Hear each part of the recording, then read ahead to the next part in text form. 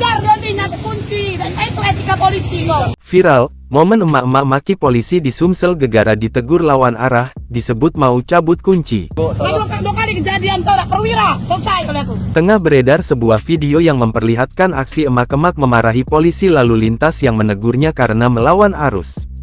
Diketahui, peristiwa tersebut terjadi di Kabupaten Empat Lawang, Sumsel. Dalam rekaman beredar terlihat ibu itu terus memaki dengan mengumpat polisi tukang tilang.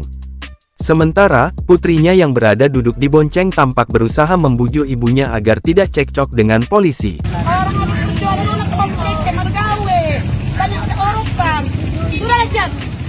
Polisi yang tak diketahui namanya itu mengungkapkan bahwa pengendara motor dengan beraksesoris topi putih dan kacamata hitam ini melewati jalan lawan arus.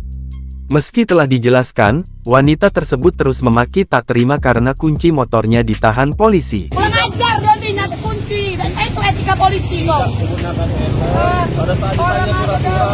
Tak berhenti, emak-emak itu sesumbar jika dirinya juga pernah mengalami kejadian serupa, bahkan berani menentang perwira. Dua kali kejadian tolak perwira, selesai kalau aku. Jangan kunci aku kau. Kau pulang ajar masih kecil. Polisi itu tetap menahan emak-emak tersebut yang mencoba kabur saat ditilang. Bahkan, wanita itu sempat berniat ingin menghancurkan sepeda motornya di depan polisi, namun dihalangi putrinya. Oke dulu Bu, tolong Bu kooperatif. Hancur motor di depan dia.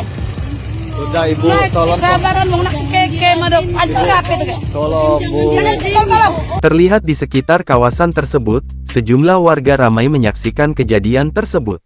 Kasat Lantas Polres Empat Lawang, AKP Desi Azhari menjelaskan, peristiwa itu terjadi di Pasar Tebing Tinggi di Jalan Abu Bakardin, Kabupaten Empat Lawang, Selasa tanggal 5 Desember tahun 2023 pagi.